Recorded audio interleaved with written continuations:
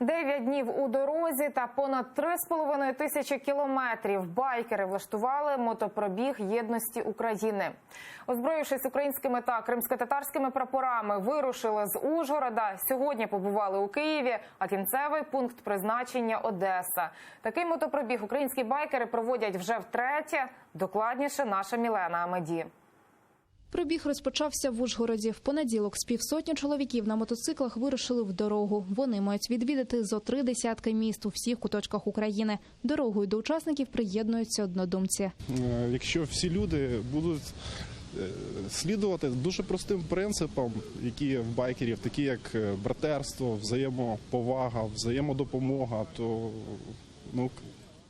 незалежності від того, чи це схід, чи це захід, Україна буде єдиною. Зупинка у столиці на Софійській площі. На мотоциклах байкерів українські та кримсько-татарські прапори. Їх вони провезуть через усю Україну і розгорнуть у кожному місті. Наймолодшому учаснику мотопробігу 14, найстаршому 63. Володимир наздогнав колону у Житомирі і проїхав з нею більше 1000 кілометрів. Він вперше бере участь у мотопробігу. Їду я підтримати цю акцію і для того, щоб наші діти, внуки, щоб цей безпреділ скоріше закінчився.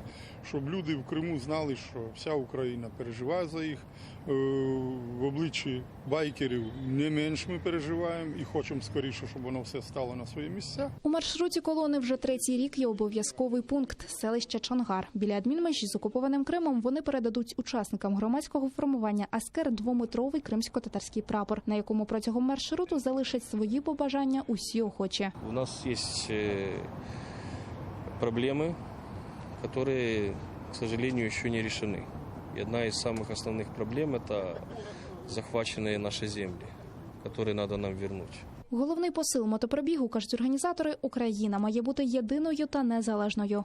Що спонукає до початку руху – це дружні відносини, знайомства, спілкування. І ти розумієш, що це все переплітається з ідеєю, яку ми веземо по Україні. Ідея єдності України. Ми об'єднуємо всі мотоспільноти, всі клуби.